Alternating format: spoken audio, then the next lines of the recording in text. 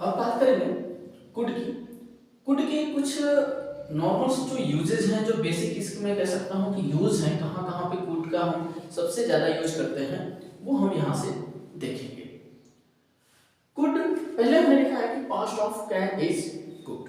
अभी अभी हम लोगों ने कैन को पढ़ लिया है, कैन का ही पास्ट रूप जो है कुड है, लेकिन मैंने आपसे ये भी बताया था कि कुड का अपना खुद का भी यूज है, इसका अपना खुद का भी वजूद है। तो क्या क्या चीजें हैं वो समझने की कोशिश करते हैं। मैंने पहली लाइन लिखा है कि could use for the polite request. Request के लिए हमने कैन का भी यूज किया था, ठीक है। रिक्वेस्ट के लिए हमने किसका यूज किया था, कैन का भी यूज किया था, लेकिन कैन से ज्यादा बेहतर जो प्रभाव डालता है वो है कुड। कुड इस बात पे ज्यादा पोलाइटनेस दिखाता है, ज्यादा नम्रता दिखाता है, जैसे कि could I take this pen. तो ये रिक्वेस्ट जो कैसा है, ये बहुत ही पोलाइटनेस है। एक होता है could I take this pen, ऐसे तो इसमें नहीं बोल सकते हम, उसके लिए हम बोलते हैं can I take this pen. इसमें पोलाइटनेस नहीं है, लेकिन आप जब इसी बात को कहते हैं कि could I take this pen, तो वहां पे आप क्या कर रहे हैं, पोलाइटनेस दिखा रहे हैं। जैसे मैंने यहाँ एक एग्जांपल लिखा हुआ है, could you give me a pen, could you give me a pen. या आपने देखा होगा कि बहुत सारे जगहों पे इसका यूज होता है, जैसे आप डाइनिंग टेबल्स पे बैठे हुए हैं, खाना खा रहे हैं और आपसे दूर नमक की डिब्बी रखी हुई है और आपको नमक की डिब्बी मांगनी है, तो कैसे मांगेंगे, भाई साहब जरा नमक देना, ऐसे क्या? नहीं सर, आप वहां कहेंगे कि ऐसा है कि जो मुझे वो नमक की डिब्बी जरा दीजिए प्लीज, पास कर दीजिए प्लीज। तो वहां पे हम कैसे बोलेंगे, तो वहां पे हम बोल सकते हैं could you please pass the salt, could you please pass the salt. अब ये देखो कितना इंपैक्ट डालेगा, आगे वाला आपकी बात को सुनने पे, आपकी बात को मानने पे मजबूर हो जाएगा। तो पोलाइटनेस दिखाने के लिए हम किसका यूज करते हैं, कुड का यूज करते हैं।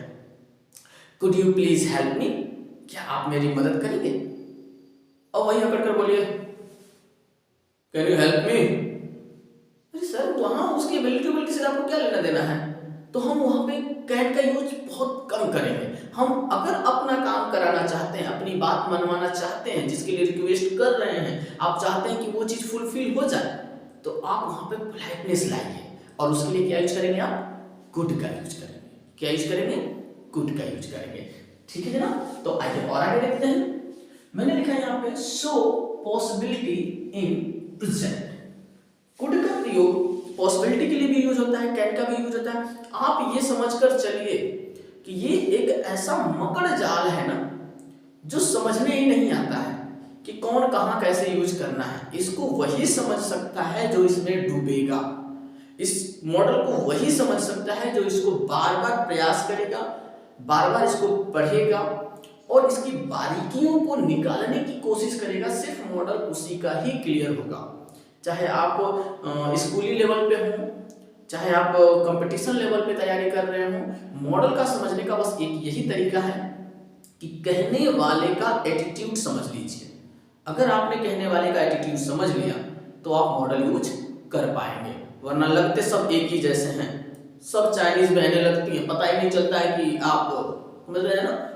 तो अब आपका कौन है इसमें, उसमें कुछ न कुछ खूबियां, कुछ न कुछ ऐसी बारीकियां आपने नोट की होंगी, तभी पता चलेगा कि आपका कौन है। अदरवाइज आपको पता भी नहीं चलेगा कि आप वाला कौन है, ठीक है। तो इसी तरह से यहां समझते हैं, जैसे मैंने कहा कि सो पॉसिबिलिटी इन प्रोजेक्ट, ऐसी संभावनाएं जो प्रोजेक्ट में हो सकती है। जैसे मैंने यहाँ पे एग्जाम्पल में लिखा हुआ है कि अगर आप मुझे गाली देंगे ना, तो खींच के रैपेट मारेंगे, वो बोलते हैं ना कि खींच के मरिए भजत भजत फिर आओ, ठीक है। तो यहां देखते हैं, मैंने लिखा हुआ है don't abuse me, don't abuse me, I could slap you. मुझे गाली मत दो, वरना मैं क्या कर सकता हूं, आपको स्लैप कर सकता हूं। Don't tease me, I could abuse you. तो ठीक है, आप किसी को बार बार परेशान कर रहे हो, बेचारा बिल्कुल तंग हो चुका, वो कहेगा कि don't tease me, I could abuse you. आपने अगर मुझे टीच किया, परेशान किया भाई साहब, तो मैं आपको गाली दे सकता हूं। तो प्रेजेंट में पॉसिबिलिटी को दिखाने के लिए हम किसका यूज करेंगे, कुड का यूज करेंगे। और आते हैं लिखा यहाँ पे incidents in past. So incidents in past, कुछ ऐसी घटनाएं जो बीते समय में हुई हो, जो क्या हुई हो, बीते समय में हुई हो। जैसे देखिए मैंने एग्जांपल्स भी लिख रखा हुआ है बड़ा प्यारा सा। इट वॉज सो डार्क, मतलब बहुत ही अंधेरा था। इट वॉज सो डार्क, बहुत अंधेरा था, that he could see nothing, इतना अंधेरा था कि वह कुछ नहीं देख सका। इतना अंधेरा था कि वो कुछ देख नहीं सका। मैं कह सकता हूं कि ही वॉज सो वीक, वो इतना दुबला पतला, इतना कमजोर था। He could not run fast, या he could not participate in competition. ठीक है, तो कुछ ऐसी परिस्थितियां जो पास्ट में होती हैं उनको व्यक्त करने के लिए भी हम किसका यूज करते हैं सर, कुड का यूज करते हैं। बस चीजें याद ये रखना है कि कहाँ पोलाइटनेस है, कहाँ फॉर्मल है, कहाँ इनफॉर्मल है, कहाँ पे बिल्कुल कंपल्सरी चीजें हो रही हैं, कहाँ पे एज अ सजेशन दे दिया जा रहा है। इन चीजों को अगर आपने समझ लिया तो मॉडल आपके कब्जे में है। दूसरा है to show an imaginary condition. To show an imaginary conditions, कुछ ऐसे कंडीशंस जो सिर्फ इमेजिन की जा सकती है, जिनकी सिर्फ परिकल्पनाएं की जा सकती हैं, लेकिन होना संभव नहीं है।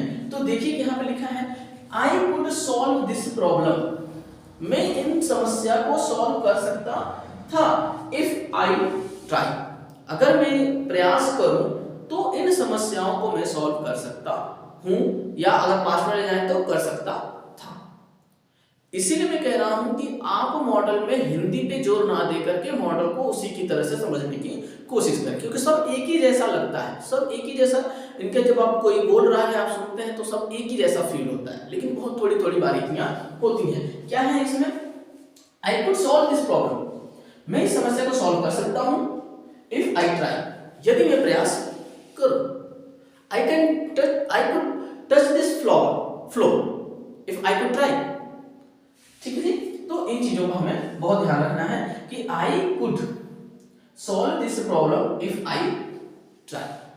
इसी तरह से कुछ मैंने यहाँ पे वर्ड्स लिखे हुए हैं, जैसे कुड है, मे है, माइट है एंड मस्ट है। इसके साथ हम कैन को भी यूज कर लेंगे।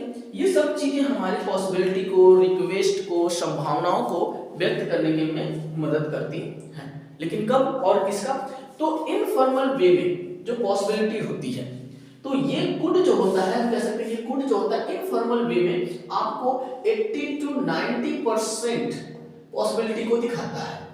80 to 90% पॉसिबिलिटी को दिखाता है इनफॉर्मल वे में। और वही जब हम फॉर्मल वे में चले जाते हैं तो वहां पे हमारा कह सकते हैं कि मस्ट है, मे है, ये सब चीजें भी आती हैं। तो हम बाद में जैसे आपसे मैं कह चुका हूं कि आपको पूरी समरी दूंगा, एक चार्ट बना कर दूंगा कि कौन सी की कितनी पॉसिबिलिटी है, आप उसको आसानी से समझ सकते हैं। ठीक है, तो उम्मीद है कि आपने इन चीजों को नोट कर लिया होगा। अगला मॉडल है हमारे पास मे। मे का सबसे ज्यादा जो यूज होता है वो फॉर्मल वे में। मे का सबसे ज्यादा यूज किस वे में हम करते हैं, फॉर्मल वे में। हम छोटे से ही बच्चे से शुरू हो जाते हैं उनको हम मे का यूज सिखाना, लेकिन हमको यही नहीं पता होता है और बच्चों को भी ये नहीं पता होता है कि हम जाने अनजाने में कहीं ना कहीं एक मॉडल वर्ब को यूज कर रहे हैं। जैसे हम जब स्कूल में होते थे तो बड़े प्यार से जाते थे, टीचर से कुछ पूछना होता था, मैम मे आई गो, कितना प्यारा लगता था, कितना मजा आ रहा था, मतलब फील आती थी। तो परमिशन देना, लेकिन किस वे में, फॉर्मल। ऑफिस में जाते थे, प्रिंसिपल ऑफिस में, वैसे तो हिम्मत नहीं होती थी, लेकिन फिर भी हिम्मत करके हम वहां जाते थे, सर मे आई कम इन। तो यहाँ पे क्या दिखाते हैं हम, फॉर्मेलिटी दिखाते हैं। फॉर्मेलिटी यानी वो फीलिंग, जैसे मैं कह सकता हूँ सूट बूट, वो स्कूल का यूनिफॉर्म, ये जहाँ पे दिखाना होता है, इस प्रकार के जहाँ पे फॉर्मेलिटी दिखानी होती है, वहां पे भी हम किसका यूज करते हैं, मे का यूज करते हैं। जबकि इससे पहले वाले में भी हम लोगों ने कैन कुड को सीखा, लेकिन वहां पे फॉर्मेलिटी की बात नहीं कर रहे हैं, यहाँ पे हम फॉर्मेलिटी की बात कर रहे हैं, यहाँ सैद्धांतिकता की बात कर रहे हैं, हम नैतिकता की बात कर रहे हैं। तो इस चीज को हमें ध्यान में रखना होगा। साथ ही साथ मे का यूज हम ऐसी पॉसिबिलिटी के लिए भी करते हैं जो कि बहुत ज्यादा स्ट्रॉन्ग तो नहीं होती है, लेकिन बहुत ज़्यादा वीक भी नहीं होती है। तो चलिए देखते हैं मे का क्या क्या यूज है, समझने की कोशिश करते हैं और मुझे उम्मीद है कि बाकी की तरह इसको भी आप समझ पाएंगे। मैंने कहा गिव एंड टेक परमिशन, कैसा फॉर्मल में वही कि यू मे गो, मे आई कम इन, ये सब क्या चीजें हैं, ये फॉर्मेलिटी, परमिशन देना है और परमिशन लेना है। इसके बाद है टू शो द पॉसिबिलिटी, वो भी कितना, कुछ कुछ बुक्स में आपको कहीं कहीं 50% दिख जाता है, कहीं 60% दिख जाता है, आप अपने हिसाब से समझ लेना, क्योंकि ये मॉडल पढ़ रहे हैं हम लोग, मैथ्स तो पढ़ नहीं रहे हैं, ना ही चार्ट पढ़ रहे हैं कि हम उसको पॉसिबिलिटी के परसेंटेज दिखाएं, ये बस एक मान लेते हैं। इस पे आपको ज्यादा जोर नहीं देना है कि कितना परसेंट कौन सा है, हाँ इतना जरूर समझ में चलना है कि यहाँ पे संभावनाएं क्या है, लगभग आपके फेवर में हो, पॉजिटिव वे में हो, बस इतना समझना है कि नेगेटिव वे में नहीं है। जैसे माइट में जब यूज करते हैं तो वो एक निग्लेजिबल हो जाता है, नेगेटिव वे में हो जाता है, लेकिन यहाँ पे क्या है, पॉजिटिव वे में कि ऐसा होने के चांसेस 50% से ज्यादा है। जैसे मैं कहूं there are cloud in the sky, it may rain, it may rain, बारिश होने के चांसेस ज्यादा है। क्यों ज्यादा है सर? क्योंकि हमको इसका रीजन पता चल रहा है, क्या पता चल रहा है कि हमारे स्काई में क्या है, क्लाउड्स है, आसमान में बादल है, इसलिए मैं कह सकता हूं कि बारिश होने के चांसेस ज्यादा है। लेकिन कोई गारंटी नहीं है, कोई 100% श्योरिटी नहीं है कि बारिश होगी ही होगी। एक हवा का झोंका आया और बादल को लेकर के चला गया, अब बारिश नहीं होने वाली है। लेकिन बादल को देख करके, क्लाउड्स को देख करके मन में ये तो लग रहा है ना कि बादल आए हैं, इसका मतलब बारिश हो सकती है, बहुत ज्यादा नहीं तो थोड़ी मोड़ी तो हो ही सकती है। तो ऐसे पॉसिबिलिटी के लिए हम किसका यूज करते हैं सर, मे का यूज करते हैं। फॉर पर्पज, किसी उद्देश्य को दिखाने के लिए भी हम मे का यूज करते हैं। इसी उद्देश्य से मैं चाहूं तो आपके ब्लेसिंग वर्ड्स को भी जोड़ सकता हूं, लेकिन एक एक करके हम समझेंगे। जैसे मैंने लिखा we eat so that we may live, हम भोजन क्यों करते हैं, हम भोजन सिर्फ इसलिए करते हैं ताकि जिंदा बने रहें, भोजन इसलिए कर रहे हैं हम ताकि जिंदा बने रहें। अर्थात क्या हम दिखा रहे हैं, यहाँ से पर्पस दिखा रहे हैं, अपना उद्देश्य दिखा रहे हैं कि भोजन करने का आपका उद्देश्य क्या है। आप भोजन करने के लिए जिंदा नहीं है, आप जिंदा हैं क्योंकि भोजन करते हैं, आप जिंदा रहने के लिए भोजन कर रहे हैं। आप भोजन नहीं करेंगे तो आप जिंदा नहीं रहेंगे, ये उद्देश्य है। आप यहाँ पे अपना समय क्यों बर्बाद कर रहे हैं, मोबाइल लेकर के, लैपटॉप लेकर के आप बैठे हुए हैं, पढ़ रहे हैं इस समय, क्या उद्देश्य है? आपका उद्देश्य ये है ताकि आपको इंग्लिश ग्रामर का एक छोटा सा टॉपिक मॉडल समझ में आ जाए, बस ये उद्देश्य है। आप यहाँ पे बैठे हुए हैं, समझ में आ रही है बातें मेरी? मुझे उम्मीद है कि आपको ये बातें अच्छी तरह से समझ में आ रही होंगी।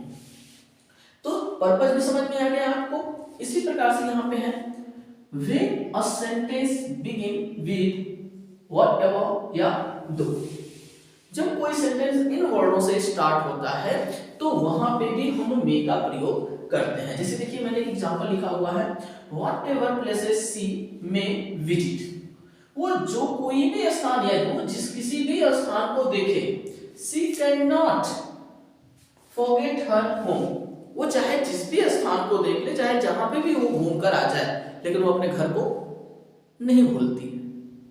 एक बड़ी प्यारी सी चीज आपको यहाँ पे भी ध्यान रखना चाहिए कि जब हम रिटन इंग्लिश में होते हैं तो वहां पे हम कैन नॉट लिखते हैं। क्या लिखते हैं?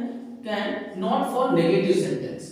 हमने कैन में, कुड में नॉट का यूज करना नहीं बताया, लेकिन आप समझ लीजिए जहां पे नेग्लिजिबल हो, जहां नकारात्मक हो, वहां पे कांट या कुडंट का यूज आप कर सकते हैं। लेकिन कांट का यूज आप स्पीकिंग में करते हैं, ओरल में करते हैं, जब आप बोलते हैं उस समय कांट का यूज करते हैं, लेकिन लिखते वक्त आपको कैन नॉट का ही यूज करना चाहिए। इसको आप थोड़ा सा ध्यान रखेंगे, ठीक है। इसके बाद आते हैं जो सबसे ज्यादा हम यूज करते हैं किसी को आशीर्वाद देने में, किसी को श्राप देने में। वहां पे भी हमने बताया था और यहाँ पे फिर से बता रहा हूं कि जब किसी को हम आशीर्वाद देते हैं, जैसे God bless you, may God bless you, भगवान आप पे अपनी कृपा बरसाए, मे यू लिव लॉन्ग, आप दीर्घायु हो।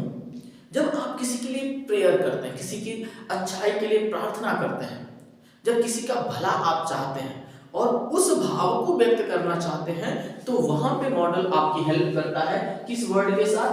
तो मे के साथ। आप किसी का बुरा चाहते हैं, आप किसी का अनिष्ट चाहते हैं, तो भी आपका एक ही वर्ड में आपकी हेल्प करता है उसका बुरा करने में भी। ठीक है, आप उसको कह सकते हो you may go to hell, you may go to hell, तुम भाड़ में जाओ, आई डोंट केयर, मुझे तुम्हारी कोई परवाह नहीं है। तो ऐसे भाव के लिए भी हम किसका प्रयोग करते हैं? मे का प्रयोग करते हैं। मे का ही एक पास्ट फॉर्म होता है माइट, जो बड़ा ही मजेदार है। पास्ट फॉर्म तो है लेकिन इसका भी अपना वजूद है। तो अब हम चर्चा करेंगे माइट पर। तो मे का ही पास्ट फॉर्म है हमारा माइट। माइट संभावनाओं को व्यक्त करता है। माइट भी किसके व्यक्त करता है? संभावनाओं को। मे जिस प्रकार से संभावनाओं को व्यक्त करता है, माइट भी उसी प्रकार से संभावनाओं को व्यक्त करता है। फिर दोनों में डिफरेंट क्या है? फिर हम दो क्यों पढ़ रहे हैं, हम तीन क्यों पढ़ रहे हैं, मित्र सारे क्यों पढ़ रहे हैं यार? समझ में नहीं आ रहा, पागल हुए पड़े हुए हम लोग। बस इसलिए पढ़ रहे हैं कि हमारे एटीट्यूड, हमारे कहने के तरीके में क्या अंतर आ सकता है, हम अपनी बात को किस तरह से दूसरे पे प्रभावित बना सकते हैं। माइट जो है ये संभावनाओं को तो रखता है लेकिन मे से कम रखता है। मे में 50% से ज्यादा संभावना है, यानी आपके पॉजिटिव वे में जाता है मे, लेकिन माइट जो है ये नेगेटिव वे में जाता है। नेगेटिव वे का मतलब कहने का ये है कि जिस संभावनाओं को आपने सोचा है उसके ना होने के चांसेस ज्यादा है, होने के कम, ना होने के ज्यादा है। तो जब आपकी संभावनाओं के ना होने में ज्यादा दिखते हैं पॉसिबिलिटी, तो वहां हम माइट का प्रयोग करते हैं, जिसके लिए मैंने यहाँ पे लिख रखा हुआ है निग्लिजिबल। निग्लिजिबल का मतलब ऐसी चीजें, इतनी मात्रा जिसको आप अनदेखा कर सकें, जिसको आप इग्नोर कर सकें। इसीलिए मैंने यहाँ पे लिखा हुआ है 30%, कहीं 20%, कहीं 30%। मैं बार बार कह रहा हूँ उस परसेंटेज पे ना जाए, ये समझ के जाए कि इनके चांसेस होने के कम है। तो ये तो हमको पता ही चल गया है कि जो इट है वो हमारा, सॉरी ये जो माइट है ये हमारा मे का ही पास्ट फॉर्म है। ये वो सब काम कर सकता है जो मे अपने प्रेजेंट में करता है, वही ये सब अपने पास्ट में कर सकता है। यहाँ पे लिस्ट जो है वो छोटी होती इस वजह से ही जा रही है क्योंकि अब तक जो भी हम मॉडल पढ़ रहे हैं उनका एक तो पास्ट पढ़ रहे हैं, एक तो उसका प्रेजेंट पढ़ रहे हैं। तो पास्ट वाला सेक्शन जो है वो तो कवर हो जा रहा है वहीं से ही, और जो इसका एक अलग से प्रयोग हो रहा है, एक अलग जो यूज है, सिर्फ जो मैं बार बार कह रहा हूँ कि इसका अपना खुद का वजूद है, सिर्फ उन्हीं चीजों को हम यहाँ पे सीखते जा रहे हैं। वो सब चीजें एडिशनल है। और भी मेरे प्यारे व्यूअर्स, मेरे प्यारे दोस्तों, इसके नेगेटिव सेक्शन को मैं नहीं बता रहा हूँ क्योंकि जो पॉजिटिव सेक्शन है उसका आप नेगेटिव, मुझे बहुत यकीन है इस बात का कि आप बना सकते हैं, इसलिए मैं इसके नेगेटिव सेक्शन को नहीं बना सकता हूँ। जैसे मैं कह सकता हूँ कि आई कैन जंप, तो उसका आप बना लेंगे आई कैन नॉट जंप। तो इसमें मुझे नहीं लगता है कि आप इतने भी वीक हैं कि आपको इन छोटी छोटी चीजों को बताने की जरूरत हो, क्योंकि इस लेवल पे अगर आप पढ़ रहे हैं, मॉडल तक अगर आप पहुंचे हुए हैं, तो इसका मतलब है कि आपको ग्रामर की तो जानकारी है, बस आपका कंफ्यूजन में दूर करने की कोशिश कर रहा हूं। तो देखिए यहाँ पे दूसरा इसका यूज जो है, for asking permission but in hesitation. Hesitation क्या होता है? हेजिटेशन होता है हिचकना, यानी आपके अंदर कॉन्फिडेंस की कमी होना, आपके अंदर कॉन्फिडेंस की कमी होना। जैसे क्या कॉन्फिडेंस की कमी होना, कैसे समझ में नहीं आ रहा है? तो समझिए, आप मुझसे कुछ चाहते हैं, आप मुझसे मांगना चाहते हैं। सपोज करिए कि मैं ही आपसे मांग लेता हूँ। सपोज करिए कि आपके पास एक शानदार सी घड़ी है और मुझे आज किसी पार्टी में जाना है, और मैं चाहता हूं कि, और आप मेरे जानने वाले हैं, मेरे मित्र हैं, मेरे भाई बंधु हैं, तो मुझे उस घड़ी को पहन के आज की पार्टी में जाना है। अब मैं वो आपसे मांगना चाहता हूं। तो एक तो तरीका ये होता है कि अगर मैं बिल्कुल बेशर्म हूं, अगर उसमें सेंस नाम की कोई चीज है, मैं यही कहूंगा भाई घड़ी देना, पहन के जाना है। एक तो ये तरीका हो गया, लेकिन ये पोलाइटनेस नहीं दिखाता है, ये मैनर नहीं दिखाता है। और मे माइट जो है ये पोलाइटनेस दिखाते हैं, मैनर दिखाते हैं, फॉर्मल वे दिखाते हैं। तो इस फॉर्मल वे में हम कैसे ऑप्शन मांगेंगे, तो मुझ में थोड़ा सा डाउट है कि मैं मांगूंगा भाई देगा कि नहीं देगा। थोड़ा सा तो शक है, क्योंकि मैं पहले से जान रहा हूँ कि नेगेटिव हो सकता है, वो मना कर सकता है, कह सकता है कि नहीं यार मुझे भी पार्टी में जाना है, मैं भी पहन के जाऊंगा, मैं तुझे नहीं दूंगा, तू अपनी देख ले। तो इस भाव के लिए हम माइट का यूज करते हैं। तो मैं कैसे मांगूंगा, मैं कहूँगा कि भाई वो आपके हाथ में जो घड़ी है ना, आज मैं पार्टी में जा रहा हूँ, क्या आप दे सकते हैं मुझे, मुझे पहन कर जाना था। ठीक है, तो ये क्या है, हेजिटेशन। आपने ऐसा क्यों किया, क्यों नहीं सीधे जाकर डायरेक्ट कहा कि भाई दे दो, फुल कॉन्फिडेंस तो है नहीं, आप में हेजिटेशन है, इसका मतलब है कि फुल कॉन्फिडेंस नहीं है। अब आप गए आगे से, आगे वाले से मांगे और आगे वाले ने मना कर दिया या नहीं दिया। तो ऐसे भाव के लिए भी हम किसका यूज करते हैं, माइट का यूज करते हैं। तो जैसे देखिए might I take your pen, जैसे कि एग्जांपल मैंने यहाँ पे लिखा हुआ है कि क्या मैं आपकी पेन ले सकता हूँ, अगर आप बुरा न माने तो। ठीक है, यानी आगे वाले की इच्छा जो है वो आपके फेवर में शायद ना हो, वो आपको नहीं देना चाहता हो, इस चीज का आपको शक है, उसका तो पता नहीं, लेकिन इस चीज का आपको डाउट है कि पता नहीं वो आपकी बात सुने, पता नहीं वो आपकी रिक्वेस्ट पे ध्यान दे या नहीं दे। और मैं ये मान के चलता हूं कि हम क्या है, वो नहीं देगा, ऐसा नहीं होने के चांसेस हैं। जैसे मैं कहूँ कि it might be rain today, it might be rain today, एक पॉसिबिलिटी की मैं बात कर लेता हूँ। तो इसका मतलब क्या है कि बारिश शायद हो सकती है, शायद यानी नहीं होने वाले हैं। क्यों, उसके लिए आप रीजन भी दे सकते हो, because there is no small patch of cloud in sky, आकाश में बादल के भी टुकड़े नहीं दिखाई दे रहे हैं, तो it might be rain today, there is no chance यार। इसलिए आपने किसका यूज किया, माइट का यूज किया है। ठीक है, आगे देखते हैं, टू एक्सप्रेस वीक और रिमोट पॉसिबिलिटी, बात वही है, बस लिखने का मैंने एक अलग से तरीका यूज कर लिया है। टू एक्सप्रेस वीक यानी वही अभी जो बात कर रहे हैं, रिमोट पॉसिबिलिटी यानी वही बात, जैसे अभी क्लाउड्स का एग्जांपल मैंने आपको दिया, रेन का एग्जांपल दिया, यानी चांसेस नहीं हो, किसी भी चीज के होने का जो आप सोच रहे हो उसके चांसेस नहीं हो मेरे भाई, बिल्कुल चांस नहीं दिख रहा हो, कम से कम दिख रहा हो, उस कंडीशन में आप माइट का यूज आंख मूंद करके कर देना है। ठीक है, जैसे देखिए सी माइट रिप्लाई माई लेटर, अब तो ये दौर नहीं था, लेकिन एक दौर हुआ करता था, तो वहां पे संभावना है, आपने मान लीजिए किसी को पत्र लिखा, आपको कोई पसंद आया, आपने उसको पत्र लिखा कि आप मुझे बहुत अच्छे लगते हैं, आप मुझे पसंद हैं, क्या मैं भी आपको, लेकिन कहीं ना कहीं मन में शक होगा कि यार पता नहीं। तो ऐसी चीजों के लिए इसका मतलब क्या है कि सी माइट रिप्लाई माई लेटर, शायद ही वह मेरे पत्र का जवाब दे।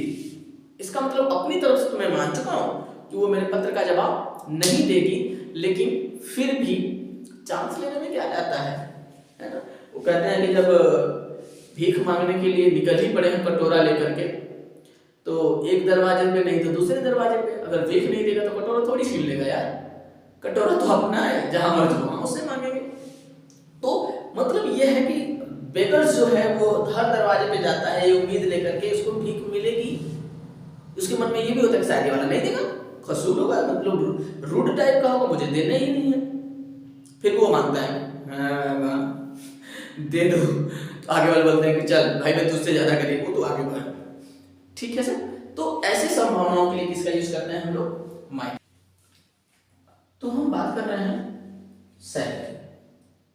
सेल की जब हम चर्चा करते हैं, तो जब आप लोगों ने टेंस पढ़ा था, पास्ट प्रेजेंट और फ्यूचर, वहां पे भी सेल था, इसीलिए ग्रामेटिशियन ये मानते हैं कि जो फ्यूचर है वो टेंस नहीं है। अब क्या इनमें अंतर है उनको समझने की कोशिश करते हैं। यहाँ पे एज ए मॉडल क्या है इसमें है, शैल और विल, दो फ्यूचर में आपको हेल्पिंग वर्ब मिलती हैं। सामान्यतः आई और वी के साथ हम किसका यूज करते हैं, शैल का यूज करते हैं। जब हम शैल का यूज करते हैं तो ये सामान्य बातें बताता है जो फ्यूचर में होने वाली होती हैं। जैसे आई शैल गो, मैं जाऊंगा, ये सामान्य बातें हैं, सामान्य सी घटनाएं हैं, सामान्य सी परिस्थितियों को व्यक्त करता है। लेकिन क्या होता है, और इसी तरह से आपका जो है हम कह सकते हैं कि यू, ही, सी, इट, इन सब के साथ हम यूज करते हैं विल का। ये तो बात करते हैं सामान्य चीजों की, सामान्य परिस्थितियों की, सामान्य घटनाओं की। लेकिन जब कहने वाले के बात पे जोर दिया जाए, कहने वाले के बात का सेंस जब बदल जाए, कहने का तरीका जब बदल जाए, जैसे कि धमकी दी जाए या वार्निंग दी जाए या किसी को डराया जाए, तो इन कंडीशंस में हम शैल और विल जैसे वर्ड का यूज करते हैं। उस परिस्थिति में क्या होता है कि ये आपस में एक्सचेंज हो जाते हैं, यानी विल की जगह पे शैल और शैल की जगह पे विल चला जाता है।